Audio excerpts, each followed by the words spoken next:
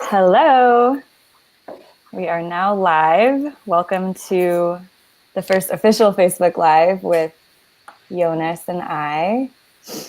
And it's always nice to wait just like a minute or two to see if anyone pops on, just to make sure that everyone can hear us and see us.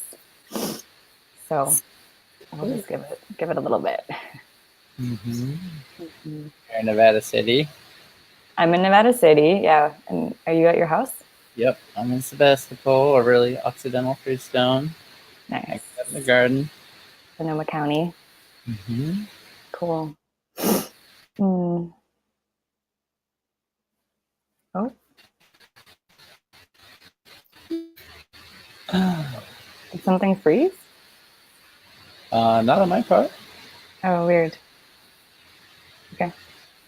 Yeah.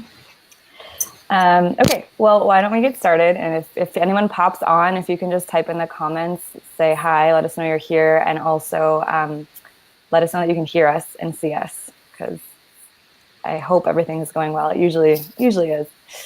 So yeah, I'm Sina, and I work with Jonas at Firefly, and we're going to do these Facebook Lives every week just to connect with all of the cacao lovers and to answer questions and to share about the work that we do and where the cacao comes from and all sorts of good stuff. So today we just wanted to welcome everyone that's joined the group so far. I think we've got almost 50 people.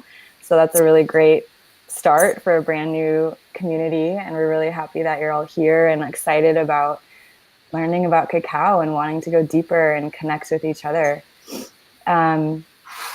So yeah, I think the plan is for Jonas to introduce himself and the Firefly mission a bit and share about how this came to be, and then go into how the cacao is made. That's one of the main questions we get is like, what's the process like? Where does it come from? All that kind of stuff. And so we'll start today with just a kind of a foundational overview of how Firefly makes its cacao. Yeah. Yeah. Hi, everybody. Thanks for logging in and connecting with us. I'm Jonas, founder of Firefly Chocolate, and so excited that all of you are interested in connecting with cacao in a ceremonial way, kind of breaking these cycles of consumption that are pervasive in our Western culture and really choosing to relate with this plant in a healing way and in a healthy way. So that's kind of our mission at Firefly Chocolate, is to really connect people to the essence of this plant that's so loving and so alivening, and God just is here to collaborate with us in a whole number of ways if we're open to it. So um, that's kind of what's embodied in that word, ceremonial cacao. I got started with cacao 6 years ago in Oaxaca, Mexico, and kind of just had an eye-opening experience of what cacao is really about. I had no idea that it could taste so rich, that it could be so mind-altering and make my body feel so good. I learned from a Zapotec elder kind of the traditional way how to prepare cacao, with roasting beans over an open fire and hand peeling them and stone grinding them, and that there was this whole process and history behind cacao is also something that I had never learned through commercialized chocolate. So those were kind of the seeds that got me started on this road to creating Firefly Chocolate. And now here we are 6 years later, with such an amazing community, both all over the country and all over the world. I'm so excited to be doing these Facebook Live events to reach out with you and answer your questions and go deeper into our story. Yay. Thank you. So amazing that was 6 years ago. It's been a pretty big commitment to get to where we are today. Yeah. Yeah. Passion filled, and that makes it easy to show up, and like every piece of it has been so worth it. Yeah. And I just want to share that I've just continuously been in awe of how much you've created and what you've created mostly on your own. Of course, there's so many people that help in production, and there's teams, there's people, of course, that support the vision, but like you've handled everything yourself, pretty much for the last 4 years that Firefly was growing, and just really want to honor you in that, because it really shows the passion and the commitment that you have to this this offering. Thank you. I would say I had a lot of help from the cacao spirit too. Totally. Yeah. None of it would be possible without her. Yeah. Yeah. And thank you. Yes, you're welcome. Practice received. Yep. So, yeah, one of the biggest questions that we get from our customers is like how is the cacao made, and where does it, I think even going back to the tree, and like what is the main ingredient that is cacao, and if you could just walk us through the process from tree to our cups, that would be illuminating for us. I'd love to. So I understand chocolate making as a 4-stage process. There's the growing of the cacao on the farm. There's the fermentation of the cacao, which under the old map model happened on the farm, but under the model that Firefly works with actually happens at a separate location, but still in country. Then there's the chocolate making, which happens at a studio. And then there's the cacao ritual, which happens wherever you are when you're having the cacao. So that's basically cacao pod, fermentation, chocolate making, and cacao ritual. And at each of those 4 stages, the cacao works with 4 different energies. I work with the elements of earth, water, fire, and air. And I've been tracking how each of these elements contributes to making ceremonial cacao. And so I'll walk you through each of these 4 elements in each of the 4 stages, and you'll get a sense for how this alchemical dance works with the cacao throughout its journey from cacao seed all the way into cacao drink. Sound good? Yeah, sounds awesome. So going on to the cacao farm, what do you need to grow a healthy cacao pod?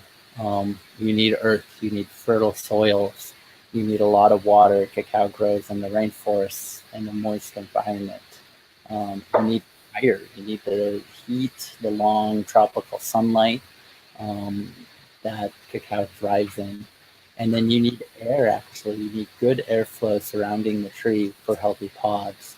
And this is actually part of where humans really come into tending the cacao forest, is proper pruning. This is a way to grow organically and regeneratively in the local ecosystem without any need for pesticides or chemicals. And everything we do is organic, by the way. So there you have it. Soil, moisture, sunlight, and airflow creates a healthy cacao pod. And that takes about 5 months to grow and mature.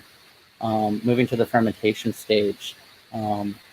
So after the cacao pod is ripe and harvested off the tree, you split it open, and inside is wet cacao fruit. So that's the water element. The fire element comes in with the local yeasts and bacteria that actually ferment the cacao. The wet cacao fruit is added to wooden fermentation boxes. There's earth for you.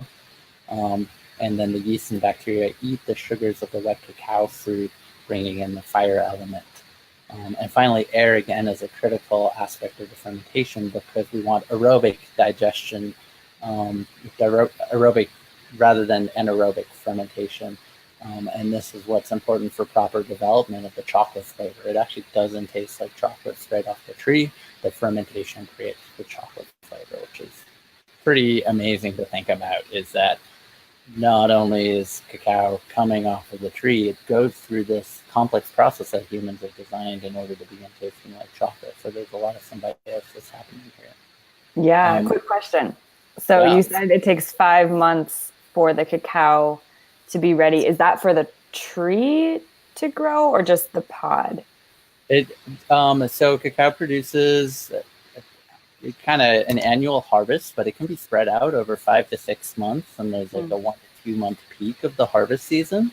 The pod itself takes about 5 months to mature, and the so there'll be immature pods and mature pods on the tree at the same time, and so the farmer is selecting the mature pods to harvest. Got it. Just to give you time scale for the next step, the fermentation process takes pretty uniformly 5 to 7 days, depending on the rate of fermentation. And then it takes another 1 to 2 weeks to dry the cacao beans after the fermentation. And then we go to chocolate making. In the chocolate making process, we begin with a light toast. This is the fire element. We put the cacao beans in an oven at a low temperature, and this is really when the cacao gets activated and a lot of the flavor comes out. Next, we use airflow to separate the shell. This is called cracking and winnowing. Basically, we don't want to eat the shell. You can kind of imagine a cacao bean kind of like a peanut. It's got a shell around it, except it's a little more air to. Next, there's about 24 hours of earth element where we grind the cacao nibs into a chocolate paste. And this grinding action breaks down the cell structure of the cacao nibs or the cacao beans and frees the cacao fat, and it actually begins flowing like liquid chocolate. And lastly is the water stage. Once the cacao has been completely refined, we continue to slosh it around at a low temperature and blow air over it, and further develop the flavor. And we also mold it into the chocolate discs that you know so well at this point, when it's in its water stage. So again, 4 elements in the chocolate making process.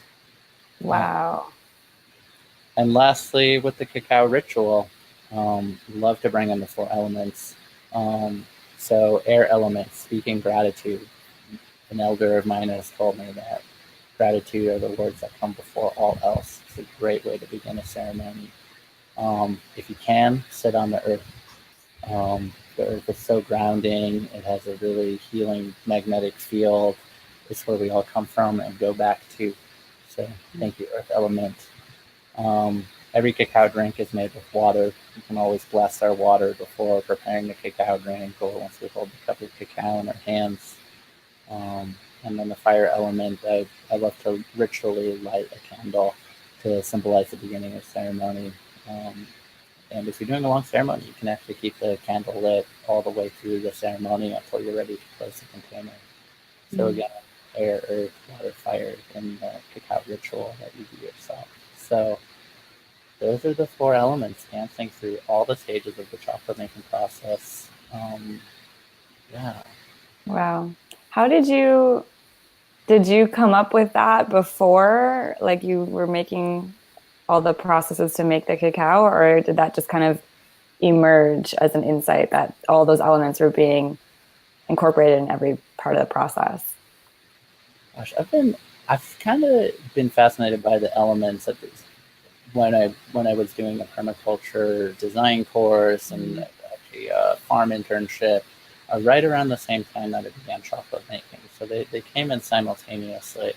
And I've always been really aware of the 4 elements in the chocolate making process, especially because I've been explaining to people how raw chocolate isn't really a thing and how important it is to bring in the fire element into the chocolate making process. And in the cacao ritual, I love working with the elements. I have to say, it's really this recent trip to Tanzania that it became evident to me how the elements are just as present on the farm and in the fermentary. And that's kind of when it all clicked, that there's these 4 stages and these 4 elements in this spiraling dance, which makes alchemy possible. Yeah, that's beautiful. And I think it's such a good reminder. Like cacao helps me remember every day that I'm also made of the elements. Like we are, it's like our body is earth and our blood is the water and our breath is the air and our digestion and like that spark of life is the fire. So yeah, it's a reflection of ourselves, and I find it really useful to focus on the elements because it's a way of seeing the unseen and all of the physical processes and transformation that cacao goes through, and by using the elements as an overlay, it becomes easier to see the spirit moving through it. I love that. The alchemy. Yeah, exactly. Yeah. Oh, beautiful. and any good medicine is going to have some alchemical magic in it. Absolutely. Yeah. And there's like all these processes, but then when you put them together, that's where the spirit comes through. It's really special. Well, thank you for sharing. That was a really illuminating walkthrough, I think, of kind of the whole process. It's obviously quite complex if you break it down and dig into each step. But just to get a whole picture of like from it grows on the tree from 5 months and then all the steps and all the element interactions to get into our cups. So it's, I think it'll be really helpful for all of us cacao lovers to start connecting with the elements and tuning into how that's they're weaving through everything we're experiencing with our ceremonial cacao. Yeah. Yeah. Awesome. Is there any other Well, words you want to share? the cacao tip, which is last Yeah. weekend, I was making cacao for a friend's wedding, and we had lots of cacao. I think we went through 10 pounds of cacao. It was like endless cacao on tap. A wonderful accompaniment to the wedding. I did have a little extra cacao left over on the last day. And what I did is I put that cacao into the fridge in a bowl and covered it up. And it actually sets overnight to make an amazing chocolate mousse. And so I've been enjoying cacao mousse every single day since the wedding, and really stoked by the convenience of it because it's even faster than making a cacao drink. I could just walk to the fridge, take out my cup of cacao mousse, and get a spoon. And it's Mm. really tasty. I think it'll last for about a week. And yeah, if you have a really busy week, you can just make a larger batch of cacao and then put it in the fridge. It's actually really nice. It's been pretty hot here. We're having an Indian summer kind of thing going on. Mm-hmm. To have a cold chocolate mousse in the morning. And you can sit in ceremony with it in exactly the same way that you would sit with a cup of cacao. So yeah, if you ever make too much cacao for a ceremony, no, don't fear. You can still use that cacao. You can give it away to friends, or you can kind of work with it over the course of the week after. Mm-hmm. And usually, it's been extra blessed up by that energy of Totally. the wedding, so it's a Yeah. really special batch at that point. Awesome. I actually haven't done that, so I'm excited to do that next round. The mousse, cacao, ceremonial mousse. Yeah, that's right. Makes me think of Maine. Yeah. Right. Totally. Awesome. Well, thank you so much, Jonas. And for anyone that watches the replay too, you feel free to type questions into the comments and we'll come back in and check them out. And yeah, we'll see you guys next week. Awesome. Thanks, everybody. Okay. Ciao.